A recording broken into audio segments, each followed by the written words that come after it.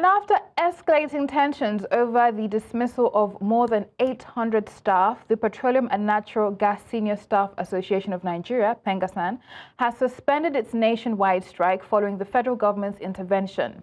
Dangote Refinery agreed to reabsorb the affected workers into its group without any loss of pay, while also affirming the workers' right of unionization and pledging zero victimization. Abdulmajeed Amussah, founder and CEO DEARS, and Dara Lanlehin, managing associate at Dentons ACAS-Law, joins me now. Good morning. Great to have you in. Good morning. Good morning. A pleasure to have you in. Ladies first, and I'll come to you, Abdulmajeed, in just a moment. But let's begin with you, Dara. Looking at how things have panned out between PENGASSAN and Dangote, and I mean, we just read the story of the effect it has had on the energy sector. What would you say led to the call of the strike in the first place? And would you say it was worth the fight? So what led to the strike in the first place was Dangote's disengagement of 800 of their staff, which the union claimed to be as a result of the staff joining PENGASSAN or the union. And Dangote's action to the union was an attempt to restrict the freedom or the right of workers to join assemblies and associations, basically the right to unionize. And PENGASSAN stressed that they would not tolerate this restriction and instructed all their members nationwide to down tools. According to them, they said they achieved 100% compliance. And the impact, I would say, was felt. If it had continued for a few more days, it would have been quite a grievous impact. But for the amount of time that it lasted, now speaking as a citizen, not a lawyer, I felt the strike in that I saw fuel queues, and they hadn't built up quite yet, but there were a number of fuel queues. Right. Thank you for that. And I'm coming now to Abdulmajeed, and we have attempted to measure the impact. 1.7 billion standard cubic feet of gas was deferred, 283,000 barrels also, of crude oil also deferred, 1,200 megawatts of power, we're down. So, I mean, what are your thoughts on the impact of this strike? And again, would you say it was worth the fight? Thank you so much. Really, the risk was very immediate. It's one of those ones, just like my colleague just pointed out, that if it had continued for a few more days, it would become literally grievous, because if the impact of, in a fuel-dependent nation, having issues with supply to its biggest refinery sends signals both locally and internationally, and they are negative signals. So the risk was definitely there, and I'm glad to see the Ministry of Labor, step in, although it was after the issue had occurred. So it would be nice to see that we take a more proactive approach and create frameworks that protect important things like this, so we don't face such shocks in the economy. The impacts can be very wide-reaching if not managed properly. So preemptive approach, and as you have highlighted, the perception it sends to investors is not good, especially considering the refining industry is still a teething industry in Nigeria to some extent, with Dangote's what he's doing in the sector. I'm coming now to you, Dara, and we know there are two players in this. There's PENGASSAN, there's also Dangote. And we know it was his actions that triggered the strike. Would you say the dismissal was, he was somewhat justified in the dismissal, considering there have been, let's begin here. Would you say it's overstretched, right, to state that the unions were being weaponized, and so Dangote was somewhat justified in what he did? So what occurred was, it was grounded in law, in the sense that the Constitution is clear. You can unionize, and no one should be prevented from joining a union. And there are also international labor conventions that speak to that. It's the right of every worker. On the other hand, Nigerian jurisprudence is also clear. You cannot foist an unwilling employee on an employer, and vice versa. employees and employers, if they decide the relationship isn't working for them, they are allowed to part and go their own way. So what Dangote did by disengaging those 800 staff, and according to them, in line with their company's reorganization, was in line with Nigerian jurisprudence. And I would like to believe that they also follow due process, because before, if you are a contractor, or rather, if you're an oil and gas company or an oil and gas servicing company or a contractor working for an oil and gas servicing company, you are expected to follow certain procedures before you disengage your staff. And that is getting consent or approval, applying to the NUPRC and getting consent or approval from the minister. Now, I would like to believe that that was done. On the other hand, you have the unions who argued that the termination was not because of company reorganization, but it was because it was payback for the employees joining PENGASSAN. Again, you cannot prevent people from unionizing. So was the action of PENGASSAN, was it a weaponized action? It's very difficult to say. Maybe based on the current economic climate in Nigeria, based on our historical antecedents, there have been arguments or positions as to that effect. But strictly speaking, based on the law, it's hard to say that, because again, I would like to assume that the union also followed the due process before they could embark on a strike. Getting the consent of their members, getting the notice before they issued the strike, waiting a couple of days, I think 15 days before they issued this notice of strike to Dangote. So I'd like to believe that the union also followed due process. So based on the fact that if these two parties followed due process, it's hard to say at any stage it was weaponized. Both parties were just trying to protect their interest. The union protecting the interest of its members that had joined, and Dangote protecting the interest of the company, which is also doing a great service to the Nigerian public and Nigeria as a country. And I guess the question now is, who's protecting the interest of the people? But again, I like that you're grounding your arguments in law. And we'll come back in just a moment. I'll come to you, Abdulmajeed, to the role of unionization, especially within that industry and that sector. Stay with us. You're still watching Business Edge.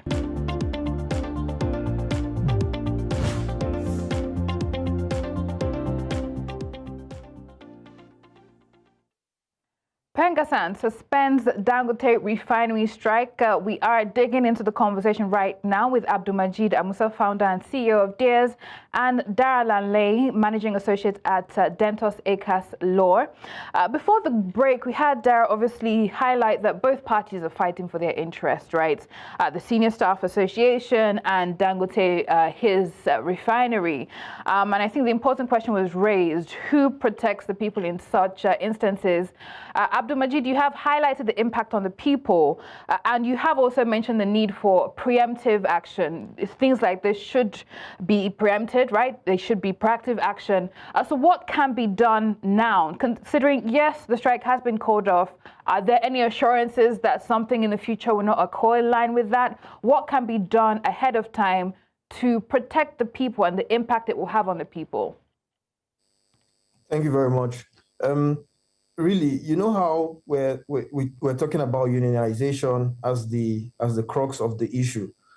There's something else that we must understand. You know, the Dangote Refinery has somewhat become a critical infrastructure for the country and the region at large. So there must be things, for example, something called maybe a protocol for critical infrastructure protection during time of crisis or things like that. Why am I saying this? It's because Dangote as a company, I don't think we'll have a problem with its members joining an honest, union for the purpose of development and progress. Dangote's fear is its interruption of its operations, because it's a critical infrastructure. Every interruption would have huge consequences, would have huge costs on their operations and many other important factors that are beyond just our country. And most importantly, the fuel supply security for the citizens. So I think what needs to happen is that, first of all, government needs to look at this situation as, in case another issue like this comes up, what are the important things or the important, infrastructures that must be protected so that they don't experience downtimes because people are on strike or they are currently unhappy about something.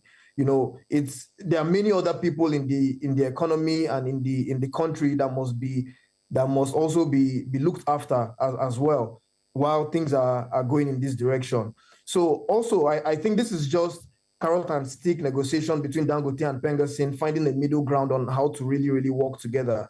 I would definitely encourage a more constructive, open, conversation and continuous dialogue about how do we pivot from where we are now, from things that we're used to, into joining this new value chain. Because the truth of the matter is that the new value chain is here to stay, pretty much. The new way of doing business is here to stay. The Dangote infrastructure, Dangote, refinery must be protected, because it's very important to our economy. It has so many positive gains for us as a nation and as a region. So, and also the PENGASSAN, their jobs and everything that matters to them must also be protected. It must be factored into the plan moving forward. I think what they are seeking is they want clarity. Where do we fit in, in this new future? So I think they just need to dialogue, they need to communicate, and government must take the lead to protect the interest of the majority of the people who need this fuel to go about their daily lives, really. Mm-hmm. And looking at the outcome of this whole debacle, what do you make of it? It's been said that the 800 workers will be reabsorbed into Dangote Group, not necessarily the refinery. What are your thoughts on the outcome? So that's very interesting, so that's Dangote obviously meeting them in the middle, basically saying that since government has intervened and, he has a lot of respect for government. So he's saying, yes, we'll take them in and they will lose no pay, but it's not necessarily in the Dangote Refinery division that they will be working in. So, I don't know what that means for the workers in terms of their current remuneration or what it looks like when they are posted to other divisions. We don't have the details of their internal, compensation plans and stuff like that. But as Dara said, they must follow the law to make sure these people are well taken care of and they are not, left, on their own, with other problems, that will come with that. So the reabsorption would come, without any loss in pay, but they would not necessarily be posted to the same position where they were in before within the company. And we're not sure how the workers will feel about that, but that is a compromise. And I think this has settled the matter as they've now announced a call off of the strike. Mm-hmm. All right, thank you for that. I'm coming back to Dara, and obviously you've said actions on both sides were grounded in the law. But what do you think the law does enough to protect important industries like this? What does the law do to protect, especially as we have oil as the low-hanging fruit to fix our economy, and we're looking at value addition here? Do you think the law is doing enough to protect industries like this that are key to economic growth in Nigeria? So there's legal praxis and legal theory. In legal theory, the law is doing enough. Nigeria has always had the laws. It has the agencies. It has the regulations. As a lawyer, in fact, I can tell you that there's so many laws and regulations covering so many things. But now in practice, is that what is always followed? No. I can't sit here and say, for instance, that in practice, things work as they should. My colleague Abdulmajeed has just mentioned that for critical industries, there should be a protocol action plan. And that would be so key to ensuring that critical industries, when they are faced with this kind of situation, that they are protected and the Nigerian people do not suffer. Because even though the law might say this XYZ, this should be followed, this consent should be received, what happens in practice is very, very different at a lot of times, or during a lot of times. So for critical industries, the government should pay more attention to ensuring that not only are the laws there? The laws are followed, and not that the laws are followed such that Nigerians, every single Nigerian can see that the laws are being followed. Because it's one thing to know that the laws are there, and it's one thing to also know that in practice they are being followed. That if there is a strike, that in fact, dare I say that even the communiques should be published and clearly available. Yes, we know that they are out there, but how many Nigerians have access to this and can tell you boldly they read exactly what the communique was, that they read exactly what the terms of settlement rather? If you ask the ordinary man on the street, probably not. Some may argue that that is dependent on the level of interest, but it should be out there. It should be in the faces of Nigerians so that there will be no arguments next time as to was this done properly or was this not done properly. All right. Thank you for that. And to follow up, there, can you state, I'm sure you're very much in the know of the ruling on this case. Can you state perhaps now with the court ruling, the expectations from PENGASSAN and perhaps even Dangote Refinery, just so that the public can be aware? So the expectation is that Dangote will keep to the terms of the settlement, which is to reabsorb these workers, and hopefully on similar conditions of service that they were previously on. But as we know, PENGASSAN has made it clear that if Dangote does not follow the terms of the agreement, the strike will immediately be restarted with no warning.